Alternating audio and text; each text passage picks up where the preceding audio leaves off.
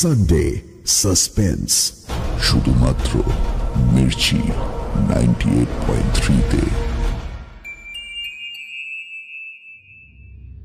বাংলা সাহিত্যের রোমাঞ্চকর কিছু গল্প দিয়ে সাজানো আমাদের এই বিশেষ নিবেদন সানডে সাসপেন্স। আজ আপনার জন্য শরদিন্দু বন্দ্যোপাধ্যায়ের লেখা শূন্য শুধু শূন্য নয়। শরদিন্দু বন্দ্যোপাধ্যায়ের জন্ম 30শে মার্চ 1899 সালে, মৃত্যু 1970 সালে। বাঙালি পাঠক যদিও তাকে মনে রেখেছেন প্রধানত তার গোয়েন্দা চরিত্র ব্যোমকেশ বক্সীর জন্যই, তাছাড়াও উনি লিখেছেন একাধিক ঐতিহাসিক উপন্যাস এবং অজস্র ছোট গল্প। গল্প পাঠে দ্বীপ, গল্পের সূত্রধর আমি অগ্নি। শুরু হচ্ছে শূন্য শুধু শূন্য নয়।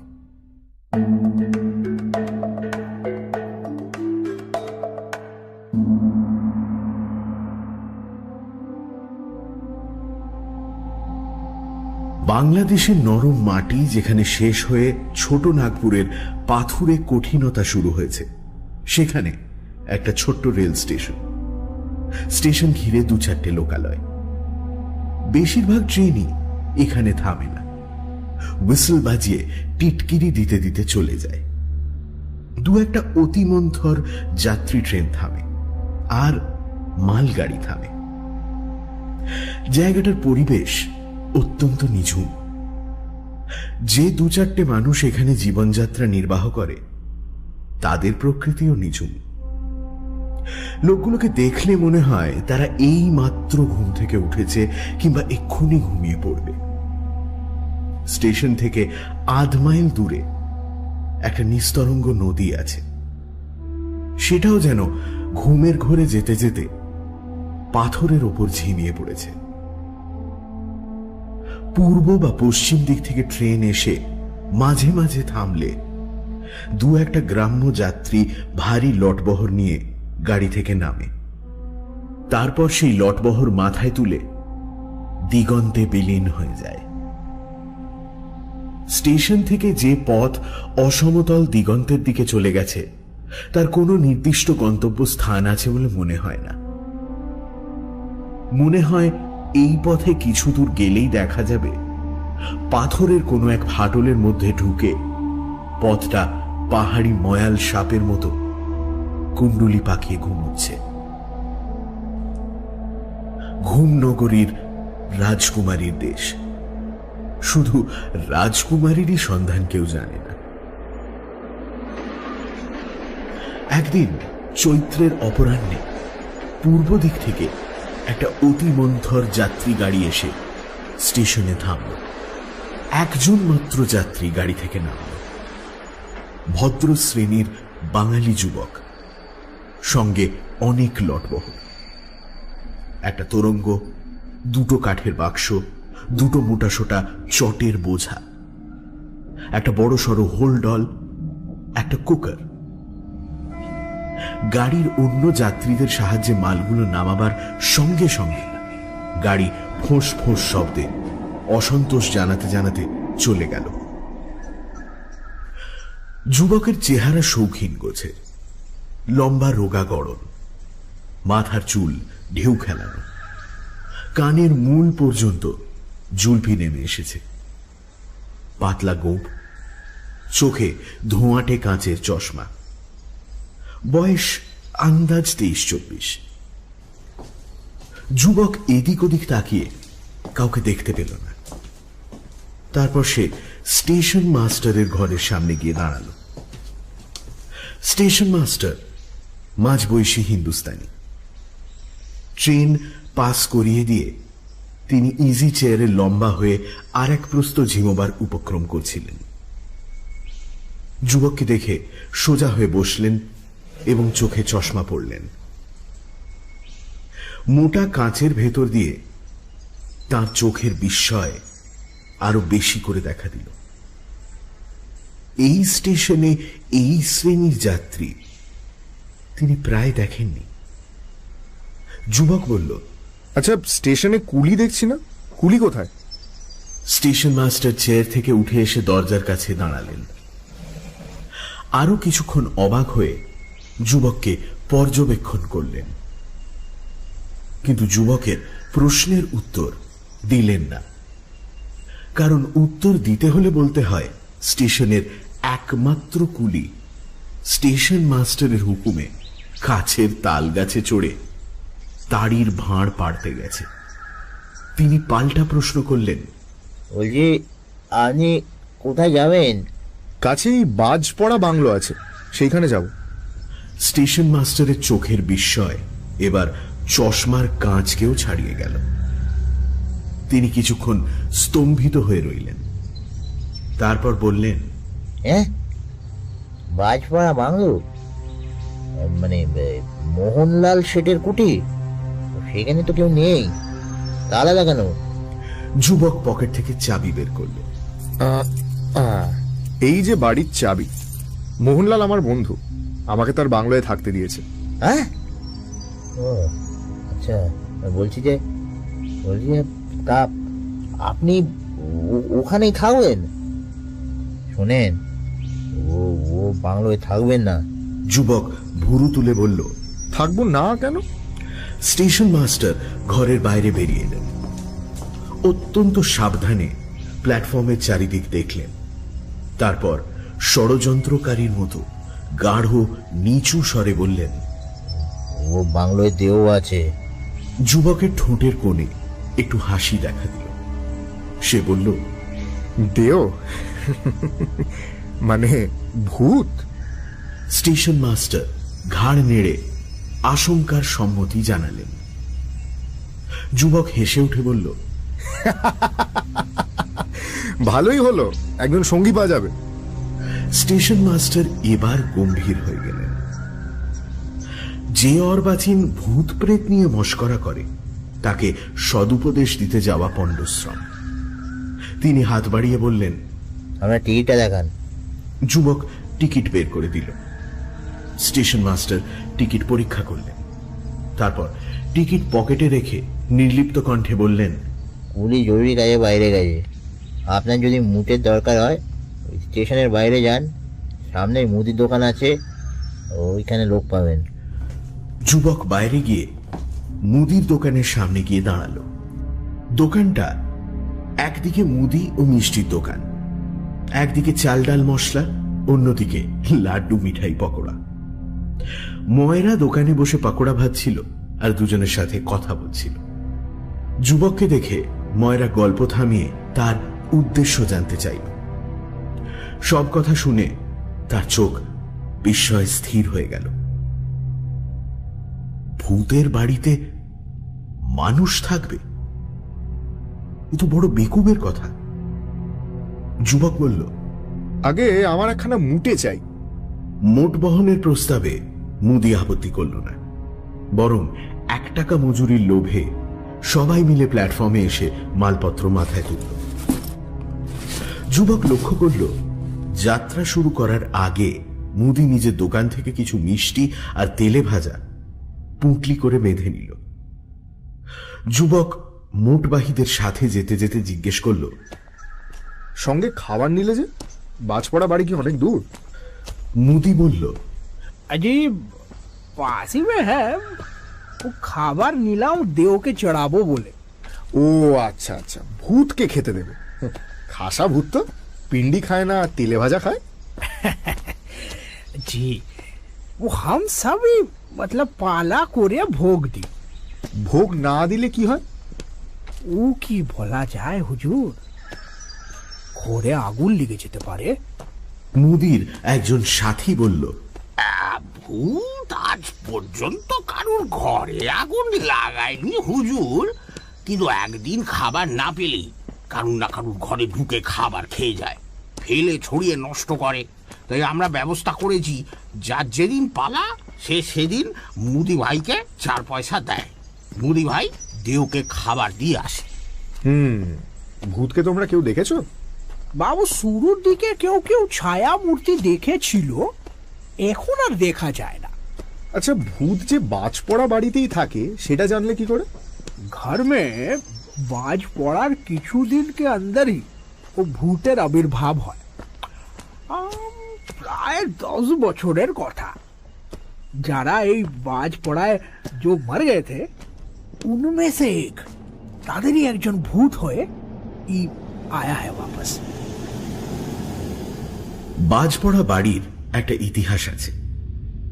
15-16 বছর আগে মদন শেঠ নামে এক ধনী ব্যবসায়ী বিনোদনের জন্য নির্জন জায়গায় এই বাড়িটা করেছিলেন।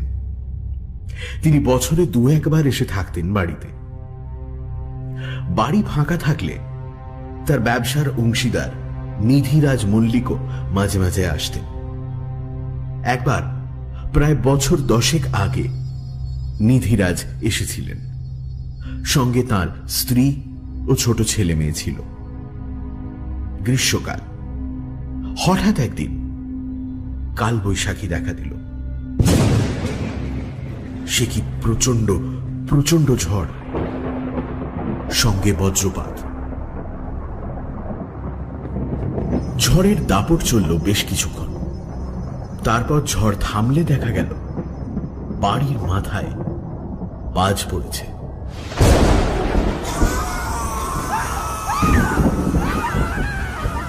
নিধিরাজ মল্লিক আর তার পরিবারের কেউ বেঁচে নেই।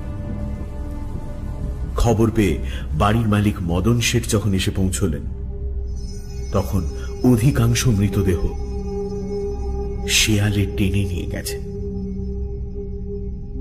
মদন শেঠ সেই যে বাড়িতে তালা লাগিয়ে বেরোলেন, আর কোনোদিন এই বাড়িতে পা দেননি।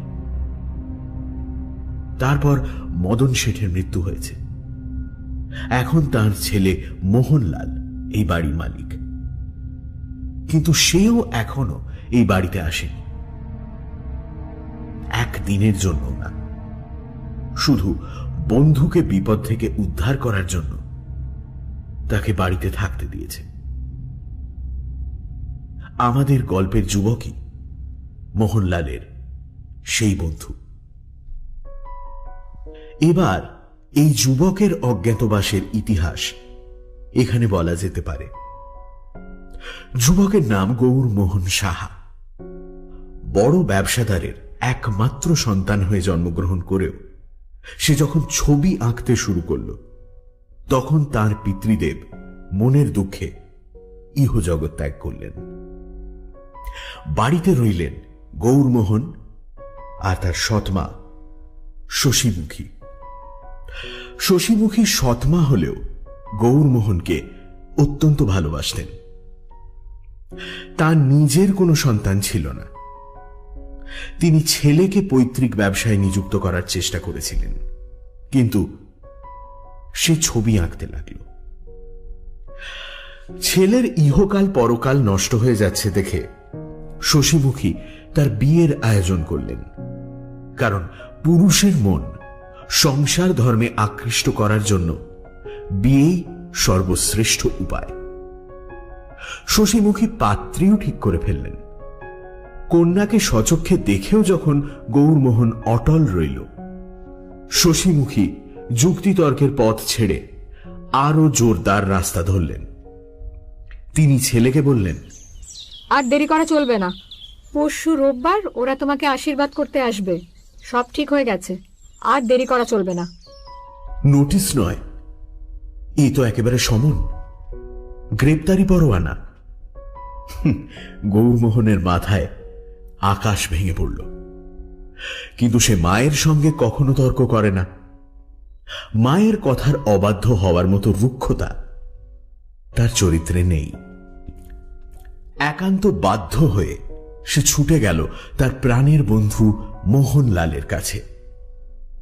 মোহনলাল গৌরমোহনের সমবয়সী হলেও সে বিবাহিত ও বিষয় বুদ্ধি সম্পন্ন যুবক। সে গৌরমোহনকে সৎ পরামর্শ দিল। বলল যে পালিয়ে গেলে মাতৃ আজ্ঞা লঙ্ঘন করা হয় না। কিছুদিন অজ্ঞাতবাসে থাকলেই মাতৃদেবী ধাতস্থ হবেন।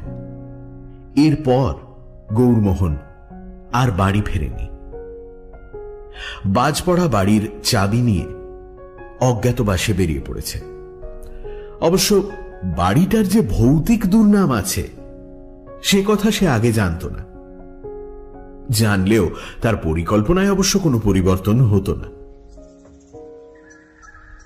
15 মিনিট পরে লটবহর নিয়ে গৌরমোহন বাজপড়া বাড়ির সামনে এসে দাঁড়ালো। জীর্ণ ভাঙাচোরা পাঁচিল ঘেরা বিঘাখানেক জায়গা শুকনো আগাছায় ভরা, তার মাঝখানে ছোটখাটো একটা একতলা বাড়ি। বাড়ির প্রবেশ পথের ফটক অদৃশ্য হয়েছে, শুধু দুটো থাম দাঁড়িয়ে আছে। থামের দুপাশে দুটো গাছ তোরণের মতো প্রবেশ পথের ওপর ঝুঁকে রয়েছে, আর এই গাছ দুটোর ফাঁক দিয়ে 30-40 গজ পেছনে বাড়িটা দেখা যাচ্ছে। বাড়িতে ঢোকবার আগে মুদি খাবারের পুঁটলি গাছের ডালে টাঙিয়ে দিল। গৌরমোহন জিজ্ঞেস করল, ভূত বুঝি ওই গাছে বসে খাওয়া দাওয়া করে? মুদি কোনো উত্তর দিল না। ভূতের আস্তানায় দাঁড়িয়ে ঠাট্টাই আর কি করা মোটেই নিরাপদ নয়। অতঃপর বাড়ির দিকে যেতে যেতে গৌরমোহন লক্ষ্য করল, ফটক থেকে শুরু করে বাড়ি পর্যন্ত আগাছার ভেতর দিয়ে একটা পায়ে হাঁটা পথের চিহ্ন গেছে, অস্পষ্ট। কঠিন মাটির ওপর কোনো দাগ নেই, শুধু শুকনো আগাছা দুপাশে একটু সরে গিয়ে যেন যাতায়াতের পথ ছেড়ে দিয়েছে। গৌরমোহন জিজ্ঞেস করল, এ বাড়িতে কেউ থাকে নাকি? মুদি চোখ কপালে তুলে বলল, क्या बात कर रहे हुजूर, ये तो साहस कार। চোর ডাকাত? ये देश में मानुष ही नहीं, और जो है उनके पास पैसा नहीं है। चोर डाकात आजबे किसर जोड़ने, हम 20 सालों में यहाँ पे चोर डाकातेर नाम सुनी नहीं। গৌরমোহন ভাবল হয়তো শেয়াল কুকুর এদিক দিয়ে যাতায়াত করে। আরো কিছু দূর এগিয়ে দেখল ওই অস্পষ্ট পথটা বাড়ির সদর দরজার দিকে না গিয়ে বাড়ির পাশ দিয়ে পেছন দিকে চলে গেছে। সদর দরজায় মরচে ধরা তালা লাগানো। বেশ কিছুক্ষণ চেষ্টা করার পর অবশেষে সে তালা খুলে গেল। গৌরমোহন বাড়ির ভেতরে প্রবেশ করল। সে ভেবেছিল এত বছরের পড়ে থাকা অব্যবহৃত বাড়ির মেঝেতে পুরু হয়ে থাকবে ধুলোর আস্তরণ। ঘরের কোণে কোণে ময়লা মাকড়সার জাল ধুলোর ভারে ঝুলে পড়বে। সে মনে মনে ভেবেই রেখেছিল কুলিদের আরো কিছু পয়সা দিয়ে অন্তত একটা ঘর পরিষ্কার করিয়ে নেবে। কিন্তু এ কি, ঘরের মেঝে একেবারে চকচক করছে, কোথাও অপরিচ্ছন্নতার কোনো চিহ্ন নেই, যেন অতিথির আগমন প্রত্যাশা করে কেউ সমস্ত ঝেড়ে মুছে পরিষ্কার করে রেখেছে। গৌরমোহন অন্য ঘরগুলো পরীক্ষা করে দেখল। বসবাসের জন্য 4খানা ঘর, তাছাড়া রান্নাঘর, স্নানের ঘর ইত্যাদি রয়েছে। সমস্তই ঝাড়া মোছা, ব্যবহারের জন্য একেবারে প্রস্তুত। বাড়ি অনেকদিন বন্ধ থাকলে যে বিচ্ছিরি অস্বাস্থ্যকর স্যাঁতস্যাঁতে গন্ধ পাওয়া যায় সেটা একেবারেই নেই, বরং যে গন্ধটা গৌরমোহনের নাকে এলো তা এ বাড়ির পক্ষে অবিশ্বাস্য। এ তো মানুষের গন্ধ। যে বাড়িতে মানুষ বসবাস করে সে বাড়ির হাওয়া বাতাসে একটা সহজ স্বাভাবিক গন্ধ থাকে। এ তো একেবারে সেই গন্ধ। কিন্তু এ বাড়িতে এরম গন্ধ এলো কোথা থেকে? বাড়ির দরজায় তো তালা লাগানো ছিল। তাহলে কি? গৌরমোহনের হঠাৎ কাঁটা দিয়ে উঠল। এটা ঠিক ভয়ের রোমাঞ্চ নয়, স্বাভাবিক স্নায়বিক প্রতিক্রিয়া। মনকে শক্ত করে সে বাইরের ঘরে ফিরে এলো। মুদি ও তার সঙ্গীদের মজুরি মিটিয়ে দিল গৌরমোহন। মুদি জিজ্ঞেস করল, हुजूर, रात में क्या खाएंगे आप? अगर अगर हुक्म हो तो गरम गरम पूरी और सब्जी लाके दे। গৌরমোহন বলল, না, আজ রাতে আর কিছু দরকার হবে না। আমার সঙ্গে যা আছে তাতেই আজ হয়ে যাবে। যদি কিছু দরকার হয় কাল সকালে তোমার দোকানে যাব। মুদি ঘাড় নেড়ে সঙ্গীদের নিয়ে চলে গেল। ওরা চলে যাওয়ার সঙ্গে সঙ্গেই গৌরমোহনের মনে হলো এই বাজ পড়া বাড়িতে সে একা, একেবারে একা। নিজেকে সে বোঝাতে লাগলো একা থাকবার জন্যই তো সে এখানে এসেছে। নিজেই নিজের জন্য রান্না করবে, খাবে, ঘুমোবে, আর মনের সুখে ছবি আঁকবে। সবসময় বিয়ে করো বিয়ে করো এই তাকাদা তাকে আর শুনতে হবে না। গৌরমোহন বাড়ির বাইরে বেরিয়ে এলো। এককালে বোধহয় বাড়ির চারপাশে অনেক ফুলের গাছ ছিল। এখন বাগানের আর কোনো চিহ্ন নেই। বর্ষার জল পেয়ে যে আগাছা প্রতি বছর জন্ম নেয় তারাও এখন রোদে পুড়ে খড় হয়ে গেছে। সেই খড়ের ভেতর দিয়ে অস্পষ্ট পায়ে হাঁটা পথের ইশারা। গৌরমোহন সেই ইশারা অনুসরণ করে বাড়ির পেছন দিকে চলল। ওদিকটা এখনো দেখা হয়নি। পথটা বাড়ির পাশ দিয়ে গিয়ে পেছনে খিড়কির দরজার কাছে শেষ হয়ে গেছে। গৌরমোহন দরজা ঠেলল, না, ভেতর থেকে বন্ধ। তারপর সে পেছন দিকে তাকালো। তার চোখ বিস্ময়ে পরিপূর্ণ। পেছন দিকে পাঁচিল নেই, তার বদলে একটা চওড়া সিঁড়ি ধাপে ধাপে নেমে গেছে। যেখানে সিঁড়ি শেষ হয়েছে সেখানে একটা স্বচ্ছ শীর্ণ নদী পাহাড়ি মেয়ের মতো যেন শুয়ে আছে। ওপরে পাথরের ঢালু পাড়। বাড়ির পেছন দিকে লুকোনো এই দৃশ্যটা দেখে গৌরমোহন মুগ্ধ হয়ে তাকিয়ে রইল। চারদিকের পাথরের শুষ্কতার মাঝখানে এ যেন এক অপূর্ব শান্তি। গৌরমোহন ঘাটে গিয়ে দাঁড়ালো। তারপর নেমে গেল ঘাটে। জুতো খুলে ঘাটের শেষ সিঁড়িটায় এসে পা ডুবিয়ে দিল। আহ, কি ঠান্ডা জল! রক্তবর্ণ সূর্যের ভয়ে হাওয়ার সমস্ত শীতলতা যেন এই জলের মধ্যেই আশ্রয় নিয়েছে। সে চোখে মুখে জল দিল। ঠিক করল কাল সকালে উঠেই নদীতে স্নান করবে। ঘাট থেকে ফেরার সময় গৌরমোহন আবার পথের অস্পষ্ট রেখা দেখতে পেল, কিন্তু সে আনল না।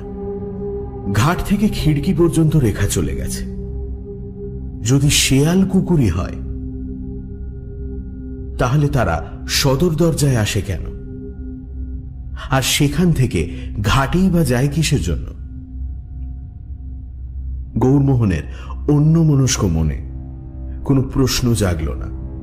সূর্য দিগন্ত রেখা স্পর্শ করেছে। গৌরমোহন বাড়ির সামনে এসে দাঁড়িয়েছে। হঠাৎ একটা কথা মনে পড়ায় সে আবার ফটকের দিকে চলল। ফটকের গাছের ডালে যেখানে মুদি খাবার পুঁটলি টাঙিয়ে দিয়েছিল, গৌরমোহন সেখানে গিয়ে দাঁড়াল। দেখল পুঁটলি অদৃশ্য হয়েছে। বাড়িতে আসবাবপত্র কিছুই নেই। একটা ঘরে একখানা লোহার খাট আছে মাত্র। গৌরমোহন হোলডল টেনে বিছানা করে ফেলল। আজ রাতের জন্য প্রয়োজনীয় জিনিসপত্র কিছু বের করে রাখল, লণ্ঠন, মোমবাতি, স্টোভ ইত্যাদি। স্টোভ জ্বালিয়ে চায়ের জল বসালো। সঙ্গে প্রচুর খাবার রয়েছে, চিংড়ি মাছের কাটলেট, হিঙের কচুরি, কড়া পাকের সন্দেশ। গৌরমোহন দুটো সন্দেশ আর একটা কাটলেট বের করে রাখল প্লেটে। পাশে রাখা সুগন্ধি চায়ের কাপটা মুখে তুলতে যাবে এমন সময় সদর দরজায় খুটখুট শব্দ। গৌরমোহন চমকে মুখ তুলল, তারপর গলা চড়িয়ে বলল, কে? দরজার ওপার থেকে কেউ সাড়া দিল না, কিন্তু আবার খুটখুট শব্দ হল। গৌরমোহন উঠে গিয়ে দরজার সামনে দাঁড়াল, আবার প্রশ্ন করল, আরে কে? কে ওখানে? কি চাও কি? এবারও কোনো সাড়া নেই। গৌরমোহন একটু ইতস্তত করল, যদি চোর ডাকাত হয়। কিন্তু চোর কি বা নেবে তার কাছ থেকে? সে সাহস করে দরজা খুলে ফেলল। বাইরে কেউ নেই, শুধুই অন্ধকার। পকেট থেকে টর্চ বের করে গৌরমোহন আলো ফেলল বাইরে। মানুষ তো নয়ই, এমনকি কুকুর বেড়ালকেও দেখা গেল না। হাওয়া হবে, হাওয়ার ধাক্কাতেই দরজায় শব্দ হয়েছে হয়তোবা। দরজা বন্ধ করে সে চা খেতে বসল, কিন্তু বসেই চমকে উঠল। প্লেটে মাত্র একটা সন্দেশ রয়েছে, কাটলেট উধাও। চারিদিকে ভালো করে তাকালো সে। হ্যাঁ, কি কাটলেটটা? তবে কি বেড়াল ঢুকেছিল? তার কিছুক্ষণের অনুপস্থিতির সুযোগ নিয়ে কাটলেট নিয়ে পালিয়েছে? তাই হবে, এছাড়া আর কি হতে পারে? বেড়ালে মুখ দিয়ে গেছে, আর এটা খাওয়া যাবে না। সে সন্দেশ সমেত প্লেটটা সরিয়ে রাখলো পাশে। তারপর টর্চ হাতে নিয়ে প্রত্যেকটা ঘর ভালোভাবে পরীক্ষা করল। কোথাও বেড়ালের কোনো নাম গন্ধ নেই। তার মনে কিরকম একটা সংশয়ে দানা বাঁধছে। তাহলে কি এতগুলো লোক যা বলেছিল সব সত্যি? ভূত যদি থেকেও থাকে, সে এখনো পর্যন্ত তার কোনো ক্ষতি করেনি, শুধু তার খাবার খেয়ে গেছে। সেক্ষেত্রে ভূতের সাথে তার নিজের খাবার দাবার ভাগ করে নিতে কোনো আপত্তি নেই। এইভাবে সে নিজের মনকে নানান যুক্তি দিয়ে শক্ত করছে এমন সময় বাইরের ঘর থেকে একটা অস্পষ্ট শব্দ এলো তার কানে। গৌরমোহন নিঃশব্দে উঠে দাঁড়াল, পা টিপে টিপে উঁকি মারল ঘরে। কেউ নেই। টর্চ জ্বালিয়ে তাড়াতাড়ি ঘরের চারদিক দেখল। সদর দরজা আগের মতো বন্ধ, ঘর ফাঁকা। শুধু বেড়ালের ইঁটো ভেবে যে সন্দেশের প্লেটটা সে সরিয়ে রেখেছিল সেটা খালি হয়ে গেছে। গৌরমোহন মনে মনে মন্তব্য করল, বাবা, এ তো পেটুক ভূত। তেলে ভাজা থেকে সন্দেশ কিছুই দেখছি বাদ দেয় না। রাত মাত্র 8:30 হবে, কিন্তু সারাদিনের পথের ক্লান্তি নেমে আসছে দু চোখে। গৌরমোহন খুব একটা দেরি না করে রাতের খাবার সেরে সেদিনের মতো শুয়ে পড়ল। খোলা জানলা দিয়ে ফুরফুরে বাতাসের স্পর্শে তার চোখ জুড়িয়ে এলো। পরদিন সকালে যখন ঘুম ভাঙল গৌরমোহনের, ঘড়িতে তখন ভোর 5টা হবে। এক ঘুমেই রাত কাবার হয়েছে। ভূতের উৎপাত কিছু হয়নি। তবু তার মনে হলো ঘুমের মধ্যে সে নানান রকম স্বপ্ন দেখেছে। কে যেন তার খাটের চারপাশে সারা রাত ঘুরে বেরিয়েছে, মাথার কাছে এসে মুখের ওপর ঝুঁকে মুখ দেখার চেষ্টা করেছে। পাখির পালকের মতো নরম আঙুল তাকে স্পর্শ করেছে, কিন্তু না, এসবই স্বপ্ন মাত্র। সে উঠে বসে আড়মোড়া ভেঙে হাই তুলল। সকাল সকাল ঘাট থেকে স্নান সেরে নেওয়া যাক ভাবতে ভাবতে খাট থেকে উঠে সে খিড়কির দরজার সামনে গিয়ে দাঁড়ালো। খিড়কির দরজা খুলতে গিয়ে আজ প্রথমবার গৌরমোহন চমকে উঠল। খিড়কির দরজা ভেজানো রয়েছে বটে, কিন্তু খিল আর ছিটকিনি খোলা। তার বুকের ভেতরটা একবার ধক করে উঠল। কাল রাতে শোয়ার আগে সে তো ভালো করে দেখেছিল যে দরজা বন্ধ আছে, তবে গৌরমোহন স্থির হয়ে চিন্তা করল, ভূত আছে, আছেই। আর কাল রাতে দরজা বন্ধ করার সময় সে ভূত এই বাড়ির মধ্যেই ছিল। তারপর কোনো এক সময় দরজা খুলে বাইরে চলে গেছে। বাবারে, অশরীরী আত্মা বলে কথা। কিন্তু না, ভয় পেলে তো আর চলবে না। ভূতের সঙ্গে যখন এক বাড়িতে থাকতেই হবে, তখন ভয় করলে কি করে চলবে? বিশেষত ভূত যেমনই হোক, তার স্বভাবখানা শান্তশিষ্ট। গৌরমোহন এ বাড়িতে আসাতে সে যে বিরক্ত হয়েছে তার কোনো প্রমাণ নেই।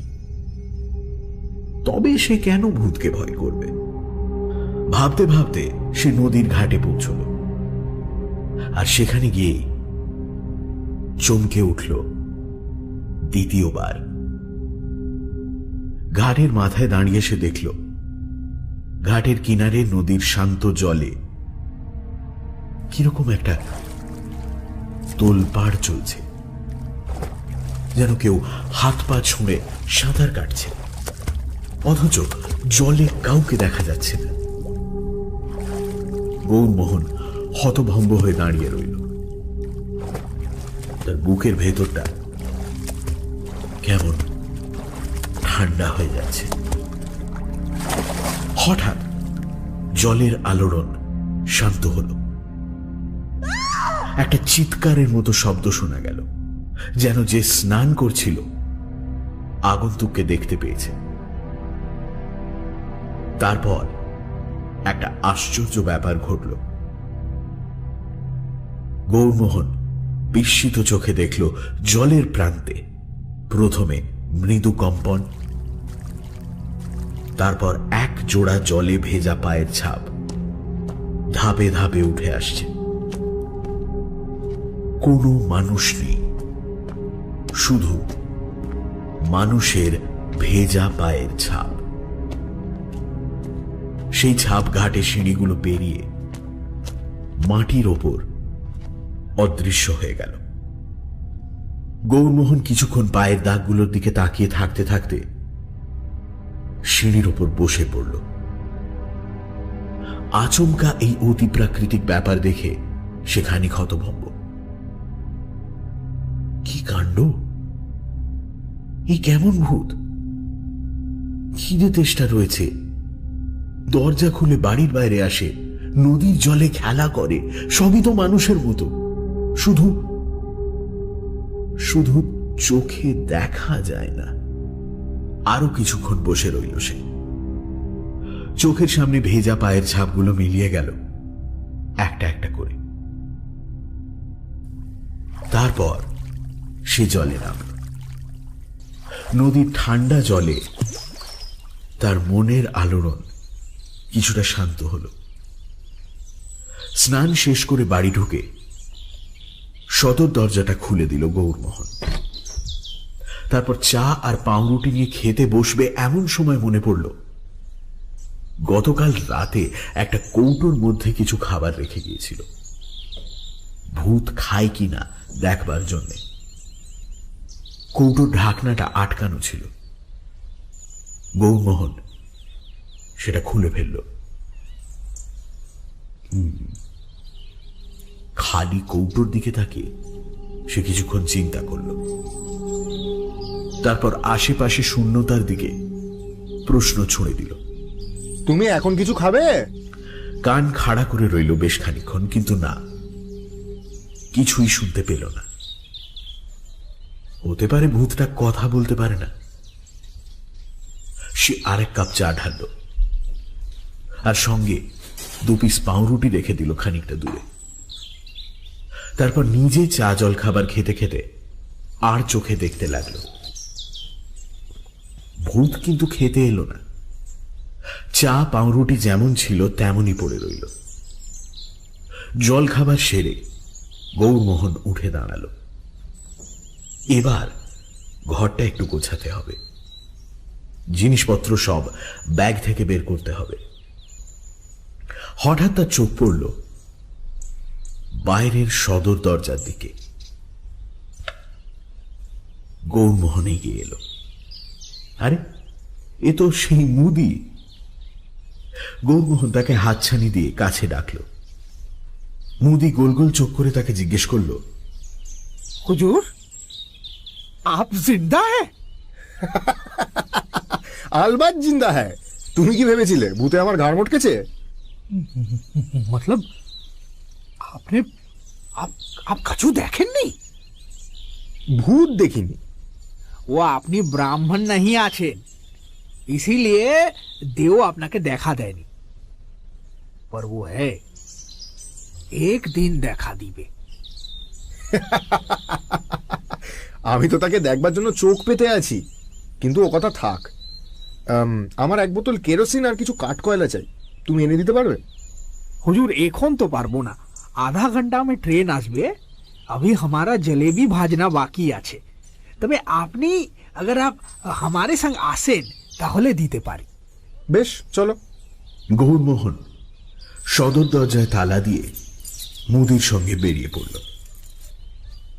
ফটকের ভেতর দিয়ে যাবার সময় মুদিকে জিজ্ঞেস করল, আচ্ছা, একটা কথা বলো, তুমি আজ এত ভোরবেলায় এদিকে এলে যে? মুদি ফটকের কাছের গাছটা দেখিয়ে বলল, দেওয়ের জন্য ভোগ এনেছিলাম হুজুর। গৌরমোহন দেখল গাছের ডালে শালপাতার মোড়ক ঝুলছে। সে প্রশ্ন করল, তোমরা কবার ভূতের ভোগ চড়াও? दिन में एक ही बार चढ़ाते हैं हुजूर, কখনো সকালে কখনো শাম কো। ও আচ্ছা আচ্ছা, তাই জন্যই ভূতের পেট ভরে না। কি? মুদি চমকে গিয়ে তার দিকে তাকালো। তারপর জিজ্ঞেস করল, পেট ভরে কিনা তে আপনি কি করে জানলেন? গৌরমোহন কোনো উত্তর দেয় না, শুধু মুচকি হাসে। প্রায় আধ ঘন্টা পরে গৌরমোহন ফিরে এলো, সঙ্গে কেরোসিনের বোতল আর কাঠ কয়লার পুঁটলি। ফটক পার হবার সময় সে লক্ষ্য করল যে গাছের ডালে মোড়ক যেমন ঝুলছিল তেমনই আছে। সে মনে মনে হাসল, ভূতের বোধহয় লাড্ডু পাকোড়াতে আর রুচি নেই। তালা খুলে ঘরে ঢুকে গৌরমোহনের চক্ষু চড়ক গাছ। ঘরটা পরিষ্কার করে ঝাঁট দেওয়া, জিনিসপত্র সুন্দর করে গোছানো, একটা জিনিসও খোয়া যায়নি।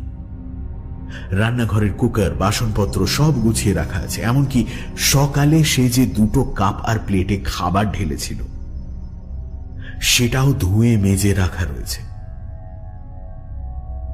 গৌরমোহন উচ্চ কণ্ঠে হাসতে লাগলো কিছুক্ষণ।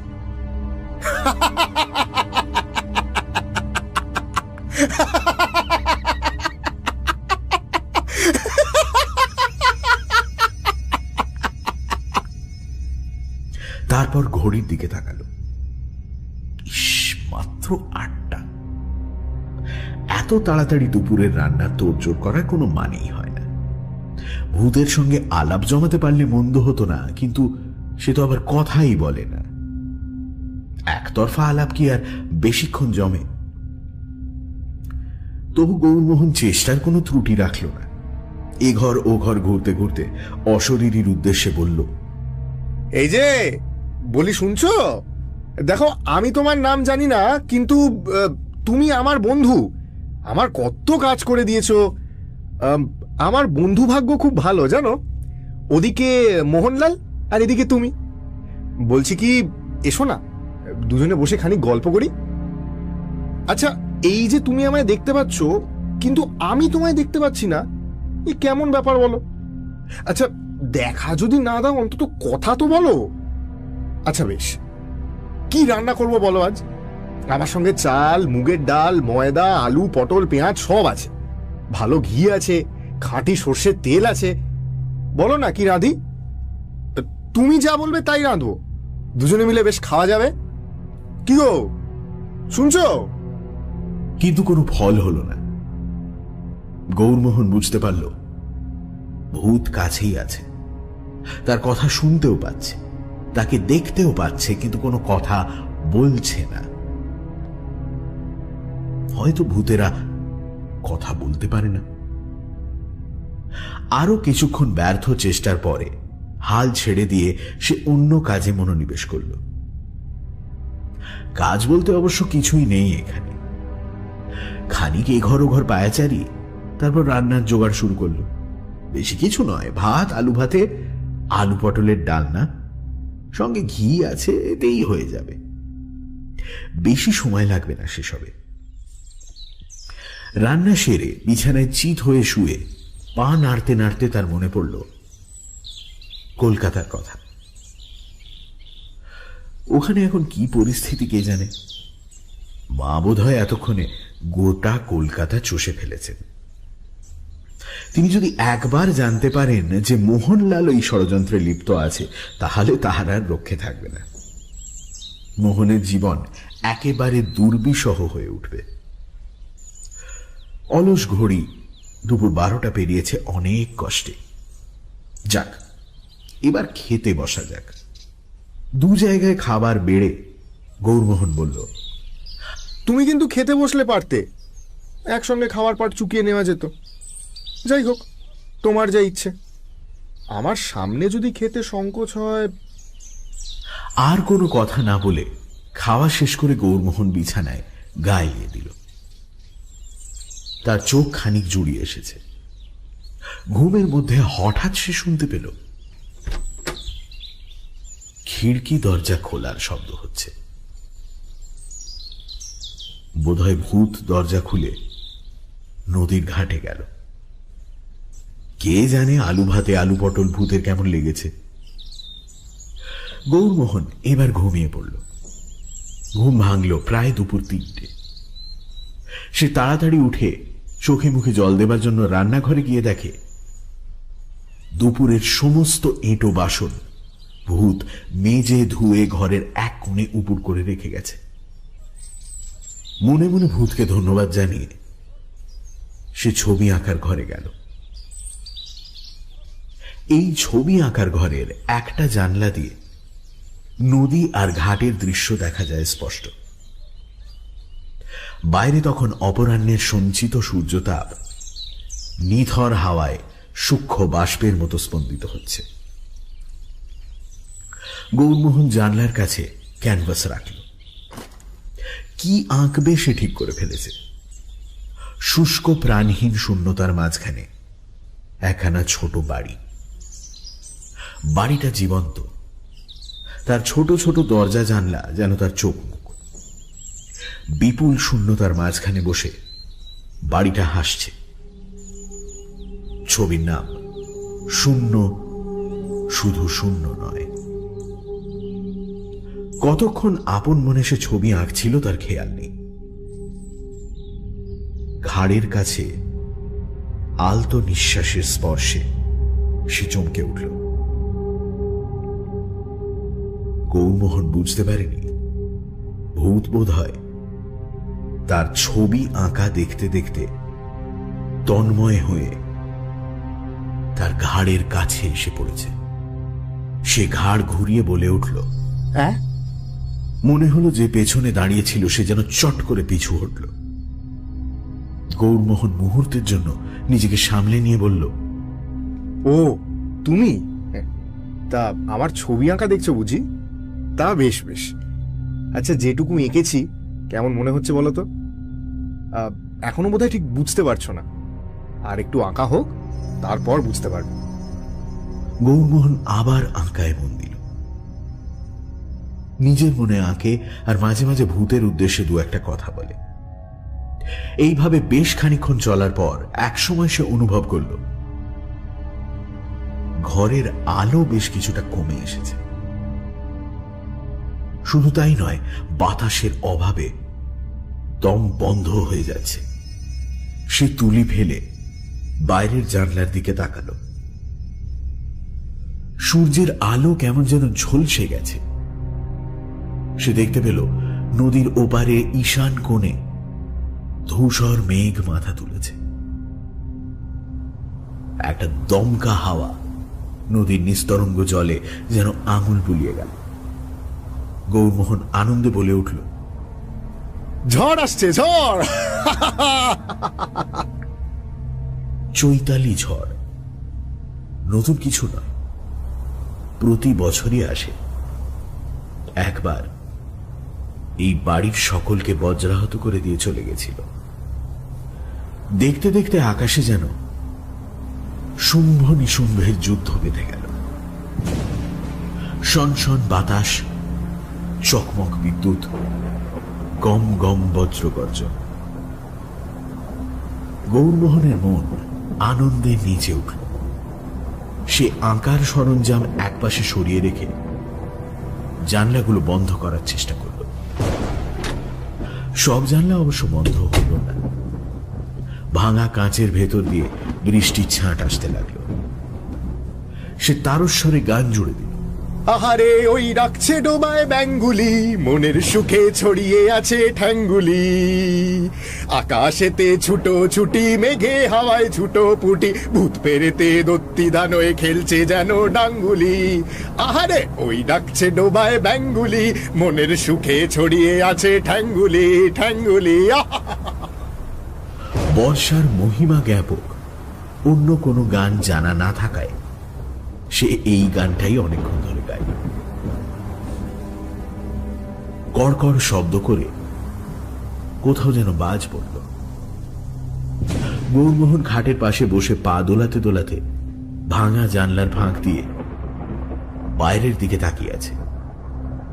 তার শিল্পী মন প্রকৃতির এই উদ্দাম উন্মাদনাকে রঙের ফাঁদে ধরবার ফন্দি আনছে। বিদ্যুতের ঝলক আর বাজের আওয়াজ প্রায় একসঙ্গে তার চোখ কান ধাঁধিয়ে, আর তারপরেই ঘটে গেল এক লোমহর্ষক কাণ্ড। গৌরমোহনের কানের কাছে ভাঙা ভাঙা অস্ফুট স্বরে কে যেন বলে উঠল, আমার বড্ড ভয় করছে, বড্ড ভয় করছে। এই কথা বলে তাকে কে যেন জড়িয়ে ধরল। গৌরমোহনের হৃৎপিণ্ড একটা ডিগবাজি খেয়ে গলার কাছে ধড়ফড় করতে লাগল। সে দিশেহারা হয়ে অদৃশ্য এই আলিঙ্গন থেকে মুক্ত হওয়ার জন্য হাত পা ছুঁড়তে ছুঁড়তে চিৎকার করে বলতে লাগলো, ছাড়ো, আরে ছেড়ে দাও, কে? কিন্তু সেই অদৃশ্য প্রাণীর আলিঙ্গন কিছুতেই ছাড়াতে পারল না। ধস্তাধস্তি করতে করতে গৌরমোহন ভাঙা ভাঙা স্বর শুনতে পেল, দয়া করে আমাকে ছেড়ে দিও না, আমার আমার বড্ড ভয় করছে। তৃতীয়বার বাজের শব্দ গোটা বাড়িটা যেন কেঁপে উঠল। কিন্তু আশ্চর্যের কথা, এই শব্দে গৌরমোহনের ভয়ে বিহ্বলতা কেটে গেল। প্রাকৃতিক বিপর্যয়ের আশঙ্কা অপ্রাকৃতের ভয়কে দূর করে দিল। কে কে কে? ছাড়ো, আরে ছেড়ে দাও, কে? ছাড়ো ছাড়ো ছাড়ো। এতক্ষণ সে নিজেকে ছাড়াবার আপ্রাণ চেষ্টা করছিল, কিন্তু এখন এখন কিছুক্ষণ স্থির হয়ে অদৃশ্য দেহটাকে স্পর্শ করে দেখতে লাগল। একটা হাত, চোখে দেখা না গেলেও অনুভব করা যাচ্ছে ছুঁয়ে, কোমল অথচ দৃঢ় হাত। গৌরমোহন দু হাতে অদৃশ্য দেহটাকে স্পর্শ করতে করতে বলল, তুমি তুমি কে? ভূত নও? শীর্ণ কাঁপা কাঁপা স্বরে উত্তর এল, না, আমি মানুষ। গৌরমোহন স্পর্শে অনুভব করে চলল। হাত শেষ হয়ে কাঁধ শুরু হয়েছে। কাঁধের ওপর অদৃশ্য চুলের গোছা, তারপর গলা, তারপর গৌরমোহন একটা খাবি খাওয়ার চিৎকার করে উঠল। এ কি? তুমি মেয়ে? এদিকে চৈতালি ঝড় আপাতত বিদায় নিয়েছে। তার দুরন্ত অভিযান 10 দিক ছাড়খাড় করে চলে গেছে। পেছনে পড়ে আছে ভিজে মাটি আর বাতাসের অবসন্ন নিঃশ্বাস। দুটো মানুষ বসে আছে খাটের কিনারায়, একজন অদৃশ্য, একজন দৃশ্যমান। থেমে থেমে কথা হচ্ছে। গৌরমোহন চিরকালই মেয়েদের কাছে মুখ চোরা। আজ অভাবিত ঘটনাচক্রে এই অদৃশ্য যুবতীর সংস্পর্শ পেয়েও সে বিহ্বল হয়ে পড়েছে। গৌরমোহন বলল, তোমার আর ভয় করছে না তো? না, মেঘ ডাকলেই ভয় করে। ইয়ে, তোমার নামটা এখনো জানা হয়নি। আমার নাম ছায়া। কিছুক্ষণ চুপচাপ। তারপর গৌরমোহন হাতের ঘড়ি দেখে বলল, বলছি, ইয়ে 6:30 বেজে গেছে, চায়ের সময় হলো। তুমি চা খাবে তো? হ্যাঁ, খাবো। খাট থেকে উঠতে গিয়ে ছায়ার গায়ে গা ঠেকে গেল। গৌরমোহন লজ্জায় লাল হয়ে উঠল। অদৃশ্য যুবতী যে সম্পূর্ণ রূপে বিবস্ত্রা তা গৌরমোহন বুঝতে পারল। রান্নাঘরে গিয়ে চায়ের ব্যবস্থা করতে করতে সে দেখল তার থেকে খানিক দূরে বঁটিতে আলু কাটা হচ্ছে।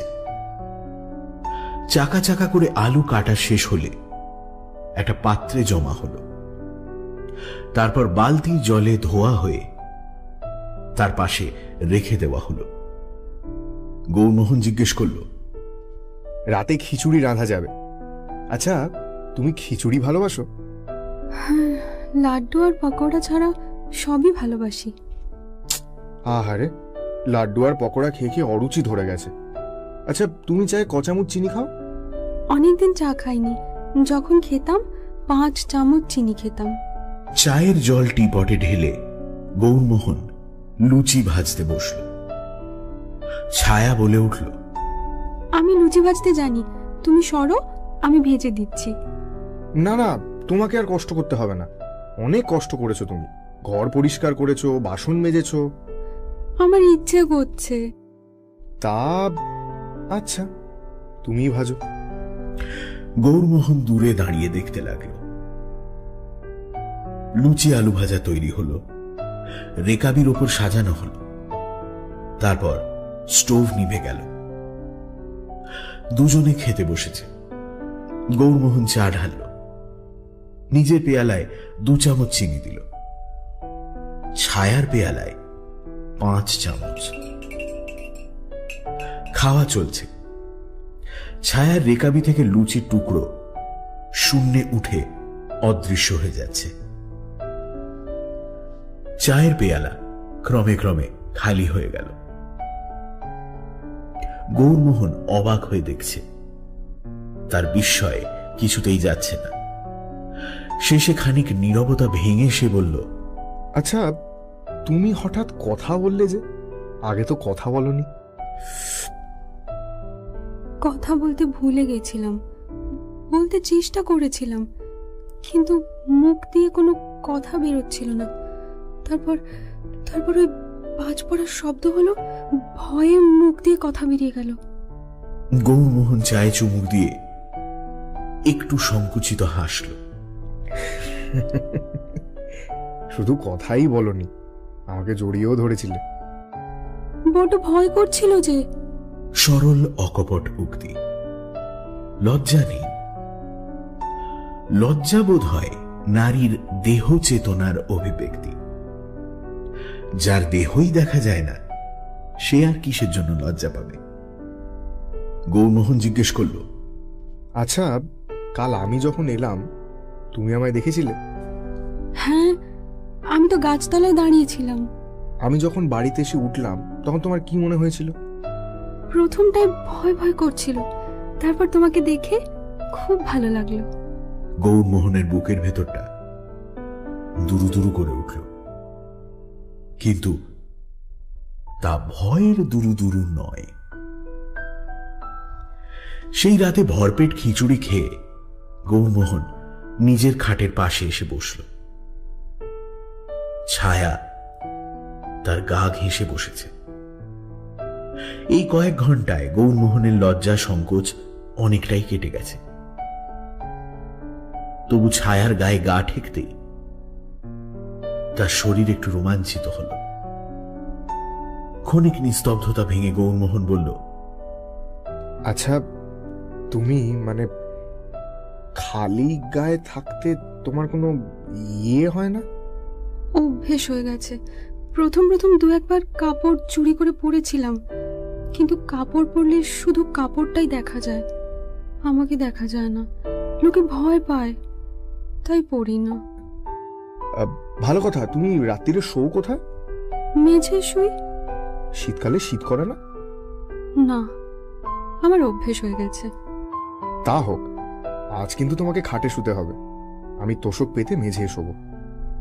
না, আমি খাটে শোবো না। তুমি মেয়ে হয়ে মেঝে শোবে আর আমি খাটে শোবো? এ হতেই পারে না। না, আমি খাটে শোবো না। শোবে না? তাহলে মেঝেতেই তোমার তোষক পেতে দি। কোন ঘরে শোবে বলো? এই ঘরেই শোবো। তুমি ওঠো, আমি তোষক পেতে নিচ্ছি। গৌরমোহন কুণ্ঠিত হয়ে উঠে দাঁড়ালো। এই ঘরে?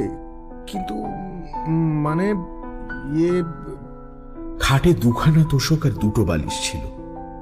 ছায়া একখানা তোষক টেনে খাটের পাশেই পেতে ফেলল। গৌরমোহন বলল, এই নাও বালিশ। একটু হাসির শব্দ শোনা গেল। বালিশ লাগবে না, তোষকেই হয়তো অস্বস্তি হবে। আচ্ছা, এবার ঘুমিয়ে পড়ো। তোমার বোধহয় ঘুম পাচ্ছে, আলো কমিয়ে দিই? দাও। ঘরের কোণে দেওয়ালের পাশে লণ্ঠনটা জ্বলছিল, এখন তা কমে গেল খানিকটা। গৌরমোহন উদ্বেল হৃদয়ে অপরিসীম বিস্ময় নিয়ে শুয়ে রইল। এই কি অনির্বচনীয় অভিজ্ঞতা! বিশ্ব সংসারে আর কেউ কি এটা অনুভব করেছে? ছায়া? মুহূর্তের মধ্যে ছায়া তার গায়ে হাত দিয়ে দাঁড়ালো। কি? তুমি কে, কি করে অদৃশ্য হয়ে গেলে? কিছুই তো জানা হয়নি, বলবে আমায়? ছায়া খাটের পাশে বসল। গৌরমোহনের একটা হাত নিজের দু হাতের মধ্যে চেপে ধরল। আমার বয়স তখন 9 কি 10 বছর হবে। গৌরমোহন মনে মনে হিসেব করল, ছায়ার বয়স এখন 19 কি 20। বাবা, মা, আমি আর আমার ছোট ভাই নাদু এখানে বেড়াতে এসেছিলাম। আমার বাবার নাম ছিল নিধিরাজ মল্লিক। এই বাড়ির মালিক ছিলেন মদনলাল শেঠ, তাকে আমরা মদন কাকু বলে ডাকতাম। একদিন বিকেলবেলা ঝড় উঠল, আর যেমন ঝড় উঠেছিল তেমন। আমরা দরজা জানলা বন্ধ করে বাড়ির মধ্যে বসেছিলাম। তারপর বাড়ির উপর বারবার বাজ পড়তে লাগলো। আমি এই খাটটার উপর বসেছিলাম। তারপর কি হলো জানি না, আমি ভয়ে অজ্ঞান হয়ে পড়লাম। যখন জ্ঞান হলো দেখলাম এই ঘরের কোণেই পড়ে আছি। নিজের হাত পা দেখতে পাচ্ছি না, বাড়িতে কেউ নেই, সামনে তালা লাগানো। এখন মনে হয় 3-4 দিন অজ্ঞান হয়ে পড়েছিলাম। গলার আওয়াজ একেবারে বুঝে গেছিল। আমি খিড়কির দরজা দিয়ে বেরিয়ে বাগানে গেলাম, বাগানেও কেউ নেই। তখন স্টেশনের কাছে বাজারে গেলাম, সেখানে 2-3 জন লোক বসে গল্প করছিল। তাদের কথা শুনে বুঝতে পারলাম আমার বাবা মা ভাই বোন কেউ বেঁচে নেই।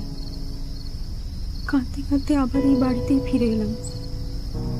সেই থেকে একলা এই বাড়িতেই আছি। প্রথম খিদে পেলে মুদির দোকানে গিয়ে খাবার চুরি করে খেতাম, তারপর ওরাই এসে আমায় খাবার দিয়ে যেত।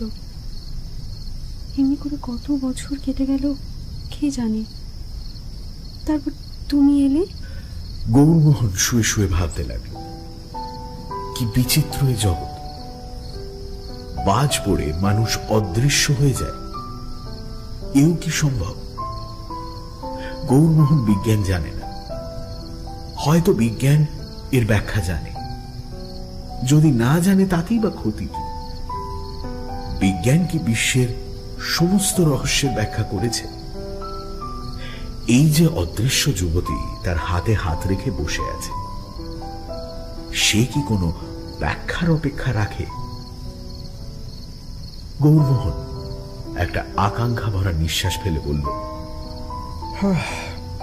তোমাকে খুব দেখতে ইচ্ছে করছে ছায়া। পরদিন সকালে দুজনেরই ঘুম ভাঙল বেশ দেরিতে। অনেক রাত পর্যন্ত তারা গল্প করেছে, ফুলশয্যার রাতে নতুন বর বউয়ের মতো। তবু কৌতূহল শেষ হয়নি, সঙ্গ তৃষ্ণা মেটেনি। অবশেষে রাত শেষ হয়ে যাচ্ছে দেখে জোর করে ঘুমিয়েছিল।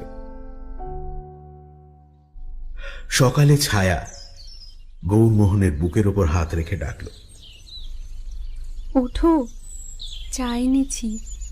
গৌরমোহন উঠে বসে শূন্যে ভেসে থাকা চায়ের কাপ হাতে নিল। ঘুম ভরা গলায় বলল, তোমাকে খুব দেখতে ইচ্ছে করছে ছায়া। ছায়া করুণ নিঃশ্বাস ফেলে বলল, কি করে দেখবে বলো?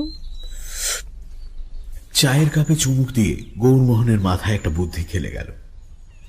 সে মুখ তুলে বলল, ছায়া, একটা কাজ করবে? কি? তুমি কাপড় জামা পরো, তাহলে তোমায় খানিকটা দেখতে পাবো। কিন্তু জামা কাপড় কোথায়? আমার বাক্সে ধুতি আর গেঞ্জি আছে, তাই পরো। শাড়ি ব্লাউজ তো এখন নেই। ছায়া গৌরমোহনের কথা মতো পোশাক পরে এসে দাঁড়ালো। গৌরমোহন তাকে দেখে ভীষণ চমকে উঠল। খাটের পাশে দাঁড়িয়ে আছে একটা প্রেত মূর্তি, হাত পা নেই, মাথা নেই, সাদা কাপড়ে ঢাকা একটা মুন্ডহীন শরীর। গৌরমোহন ভয় পেয়ে বলল, ছায়া, খুলে ফেলো। হ্যাঁ, শিগগির খুলে ফেলো। আমি আমি সহ্য করতে পারছি না। মনে হচ্ছে তুমি একটা পেতনি। ছায়া। সঙ্গে সঙ্গে ধুতি গেঞ্জি মাটিতে পড়ে গেল। তারপর সারাদিন দুজনে অশান্ত মনে বাড়ি ময় ঘুরে বেড়ায়। গৌরমোহন বারবার বলতে থাকে, কি করে তোমায় দেখতে পাবো ছায়া, কি করে? ছায়া কাঁদো কাঁদো স্বরে বলল, আমি কি করব? তোমাকে না দেখতে পেলে জীবনই বৃথা। কি করে যে দেখি। আমারও, মানে। বুঝেছি, আমি তোমাকে দেখতে না পেলে তোমারও জীবন বৃথা। হ্যাঁ। তাহলে এখন কি করা যায়? আমি যেন অন্ধ হয়ে গেছি, সব দেখতে পাচ্ছি, শুধু তোমাকে দেখতে পাচ্ছি না। বিজ্ঞানে আজকাল কত কি হচ্ছে, একটা অদৃশ্য মানুষকে জল জ্যান্ত করে দিতে পারে না। ছাই বিজ্ঞান, দূর। সেদিন বিকেলে গৌরমোহন ছবি আঁকতে বসে ভাবতে লাগল, আচ্ছা, ছায়ার একটা কল্পমূর্তি আঁকা যায় নাকি? কাপড় পরা অবস্থায় ছায়ার দেহের যে ইঙ্গিত সে পেয়েছে, তাকে সূত্র ধরে গোটা মানুষটাকে কল্পনা করা যেতে পারে। অবশ্য সেক্ষেত্রে চোখ মুখের গড়ন কাল্পনিক হবে। সে জিজ্ঞেস করল, আচ্ছা ছায়া, তোমার গায়ের রং কিরকম ছিল? ছায়া তার কাঁধে হাত রেখে বলল, ফর্সা, মা বলতেন দুধে আলতা। আর চোখ মুখ? তা কি করে বোঝাবো? আচ্ছা দেখি, তুমি আমার সামনে দাঁড়াও তো, চুপ করে দাঁড়াবে। গৌরমোহন আঙুলের স্পর্শে ছায়ার চোখ মুখ অনুভব করে দেখতে লাগলো। চোখ দুটো বেশ টানা টানা মনে হচ্ছে, নাকটা সরু, ঠোঁট দুটো ভারী নরম। তুমি আমার মডেল, বুঝেছ? দাঁড়িয়ে থাকো, তোমাকে ছুঁয়ে ছুঁয়ে আঁকবো।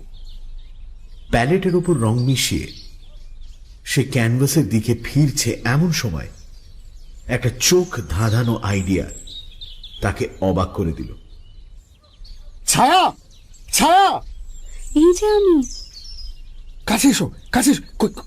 তোমার তোমার মাথাটা একবার দেখি। হ্যাঁ হ্যাঁ, এবার চুপটি করে থাকো। এই বুদ্ধিটা এতক্ষণ মাথায় যে কেন আসেনি! তোমার গায়ে আমি তোমার ছবি আঁকবো, যেমন কাচের উপর ছবি আঁকে, বুঝেছো? বাঁ হাতে ছায়ার মাথা ধরে গৌরমোহন ডান হাতের রং মাখা তুলি দিয়ে তার গালে স্পর্শ করল।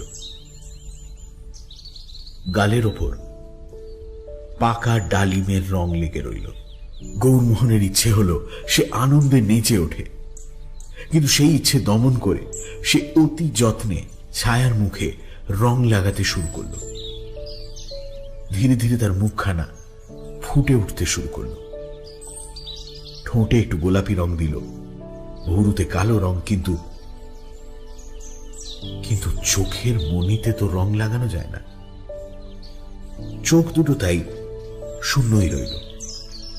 তবু মুখখানা চমৎকার, পান পাতার মতো। ছায়া, কি সুন্দর তুমি! দাঁড়াও, এবার চোখের ব্যবস্থা করছি। সে ছুটে গিয়ে পাশের ঘর থেকে নিজের চশমা এনে ছায়ার চোখে পরিয়ে দিল। ছায়ার মুখ প্রাণবন্ত হয়ে উঠল, রূপকথার রাজকন্যার মতো মুখ।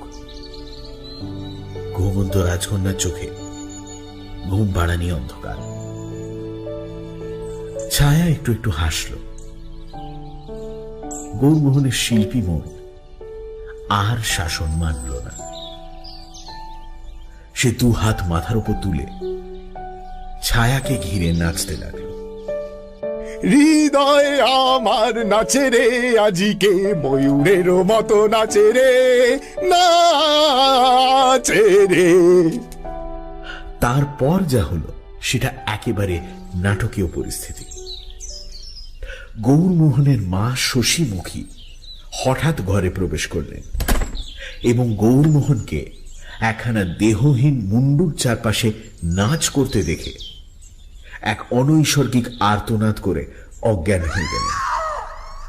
তার পেছন পেছন গৌরমোহনের বন্ধু মোহনলাল রোমাঞ্চিত হয়ে ফ্যাল ফ্যাল করে তাকিয়ে রইল। শশীমুখীর আবির্ভাব অবশ্য অনৈসর্গিক নয়। গৌরমোহন ফেরার হওয়ার পর তিনি প্রচন্ড বেগে তদন্ত শুরু করে দিয়েছিলেন, আর অল্প কিছুদিনের মধ্যেই বুঝতে পেরেছিলেন যে মোহনলাল এই ষড়যন্ত্রে লিপ্ত আছে। তিনি তখন মোহনলালের গলা টিপে ধরেন। মোহনলাল বেশিক্ষণ এই অত্যাচার সহ্য করতে পারেন, সব সত্যি কথা বলে দিয়েছিল। তখন শশীমুখী তাকে সঙ্গে নিয়ে গৌরমোহনকে ধরতে এসেছিলেন। গৌরমোহন বন্ধুর মুখে সব কথা শুনে তাকে তিরস্কার না করে বলল, ভালোই হয়েছে। সে মোহনলালকে সব কথা খুলে বলল। ছায়া ইতিমধ্যে নদীতে গিয়ে মুখের রং ধুয়ে আবার সম্পূর্ণরূপে অদৃশ্য হয়ে গেছে। সে ভীতু মানুষ, এই সব গন্ডগোল দেখে ভয় পেয়ে গেছে। শশীমুখীর জ্ঞান ফিরলে তিনি ভয়ার্ত চোখে একবার চারিদিক দেখলেন, তারপর বাবা গো বলে ঊর্ধ্বশ্বাসে স্টেশনের দিকে ছুটলেন। গৌরমোহন তার বন্ধু মোহনলালকে বলল, তুই মাকে নিয়ে ফিরে যা, শিগগির একটা পুরুত নিয়ে আসবি, দেরি করবি না। মোহনলাল বলল, আচ্ছা, তখন তোর বউকে ভালো করে দেখবো। আর একটা কথা, তুই তোর বাড়িটা আমাকে বিক্রি করে দে ভাই, আমি এখানেই বউ নিয়ে থাকবো। মোহনলাল বলল, বিক্রি করব না, বাড়িটা তোর বিয়ের যৌতুক। আচ্ছা আজ চলি, কাল পরশুর মধ্যেই পুরুত নিয়ে ফিরবো। দই, সন্দেশ, মাছ, কনের গয়না, বেনারসি সব নিয়ে আসবো। মোহনলাল চলে গেল। একটা অদৃশ্য হাত এসে আলতো জড়িয়ে ধরল গৌরমোহনের হাত। গৌরমোহন সেদিকে ফিরে বলল, চলো আরেকবার। ভালো করে এখনো তোমাকে দেখা হয়নি। সানডে সাসপেন্সে আজ শুনছিলেন শূন্য শুধু শূন্য নয়। মূল রচনা শরদিন্দু বন্দ্যোপাধ্যায়, রেডিও রূপান্তর গোধূলি শর্মা। গৌরমোহনের চরিত্রে এবং গল্পের সূত্রধর আমি অগ্নি, ছায়ার চরিত্রে গোধূলি, মুদির চরিত্রে সমক, স্টেশন মাস্টার পুষ্পল, মোহনলাল অত্রি, শশীমুখী ইন্দ্রাণী। শব্দগ্রহণ, আবহ সঙ্গীত এবং স্পেশাল এফেক্টসে সৌম্য এবং শুভ।